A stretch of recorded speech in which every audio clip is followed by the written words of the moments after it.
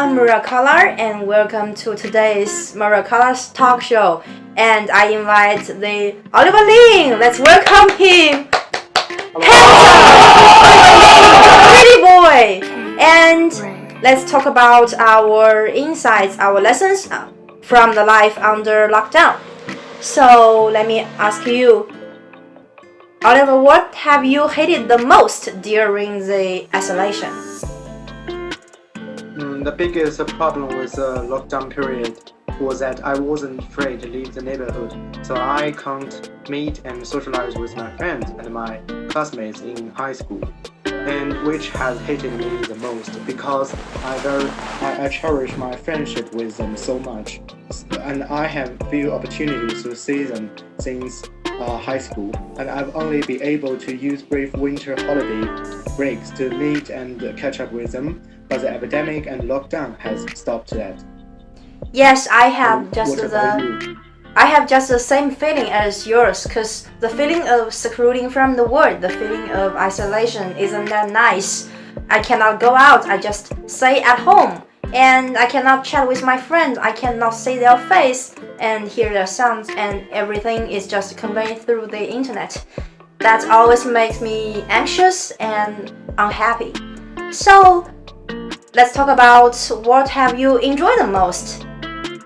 What I have enjoyed the most is that I have had more time to spend with my families, which has been very rare since I went to college. And how about you? Yes, you enjoy the time you spend with your family, and I enjoy the time I spend with myself. What I enjoy the most is that I can finally control myself and I decide what to do. I decide when to read the books, when to play the computer games, or when to eat just by myself independently. And that's the country to you, I think. So, what has helped you survive the best? Without a doubt, reading and music helped me get through my isolation. Sometimes it's slightly romantic and realistic to think that if the internet hadn't been so developed, I would have had more time to share books and music with my families, and that this kind of time together might have been more bearable, but there would have been no online classes for now. Yeah, and for me, my family and my friends helped me survive the best because every time I had some difficulty in studying or I feel anxious or depressed, I always go to tell them and chat with them. We just exchange our feelings and exchange our opinions. They are just to give me the warmth and the light through the long tough nights. So, if you can go back in time, what would you do differently and what would you do the same? If I go back in time, same thing, I need to complete a huge reading list this semester. Differently, I shouldn't have bought a few thousand worth of books online because the school library have a great resource of books to check out. So you bought the e-books or the paper books? Paper books. Oh, paper books. Yes, and our library have a lot of books, I know. And if I could go back in time, what would I do differently is to bring all the clothes and cosmetics and the masks in my dormitory to home. Because there is a shortage in February and we are afraid of it. But if I could bring it to my home, there would be no shortage.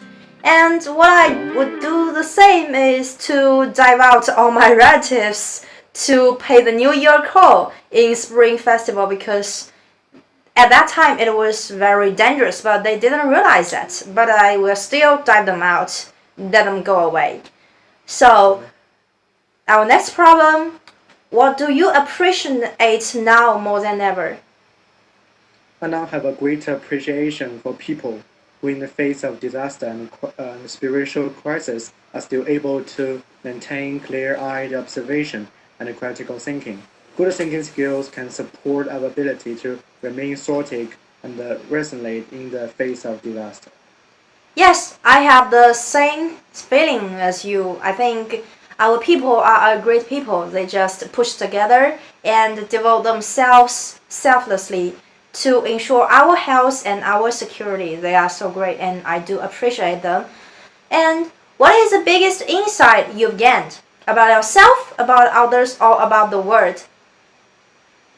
I think in the midst of the mass panic and blindness sweeping the global, sticking a professional beat and speaking the truth, and speaking professionally is the greatest highlight. Dr. Zhong Nanshan and Dr. Fuqi are the best examples, and their professionalism has won the respect of people of the world.